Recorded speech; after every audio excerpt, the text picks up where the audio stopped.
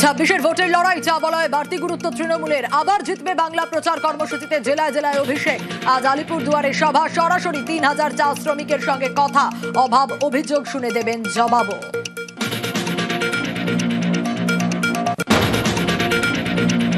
পথে প্রচারে অভিষেক, কনকনে ঠান্ডায় সরগরম আলিপুরদুয়ার। মাঝের জাবরি চা বাগানের ডাঙ্গাপাড়া ফুটবল মাঠে সভা, ঘন কুয়াশার মধ্যেই সমাবেশের পথে চা শ্রমিকরা। ধামসা মাদল নিয়ে যোগ আদিবাসীদেরও।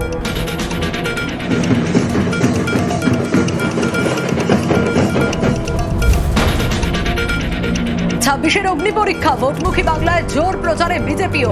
আজ একসঙ্গে ময়দানে ৩ হেভিওয়েট। নন্দীগ্রামে কর্মসূচি সেরে ভাটপাড়ায় শুভেন্দুর পরিবর্তন সংকল্প সভা। ৫ দিনের জেলা সফরে সুকান্ত। ধূপগুড়িতে সমাবেশ মিঠুনের। শিশিরের প্রায়শ্চিত্ত সওয়ালে বাগযুদ্ধ, তৃণমূলে গিয়ে বড় ভুল। বিজেপির সভায় দাবি কাঁথির প্রাক্তন সাংসদের। হাত জোর করে মাটি ছুঁয়ে প্রণাম করে ক্ষমা প্রার্থনা। ভোটের আগে নাটক, পাল্টা তো কুণালের। মাটি ছুঁয়ে আপনাদের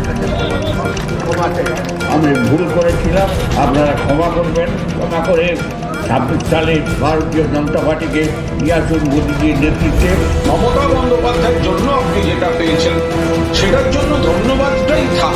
বাকি কোন কম্পালশনে কি করতে হচ্ছে, এই ধরনের কথা বলে মানুষের কাছে ক্ষমা চাইবো বলে নাটক করলে মানুষ ক্ষমা করেন না। সোমবার কমিশনের বাহিনী বৈঠকের আগেই সরব বঙ্গপদ্ম। বাংলার ভোটের দায়িত্বে ফিরেই আধা সেনার সওয়াল দিলীপের। বুথের ভিতরেও কেন্দ্রীয় বাহিনী মোতায়েনের দাবি। বিজেপি নেতাকে পাল্টা কটাক্ষ তৃণমূলের।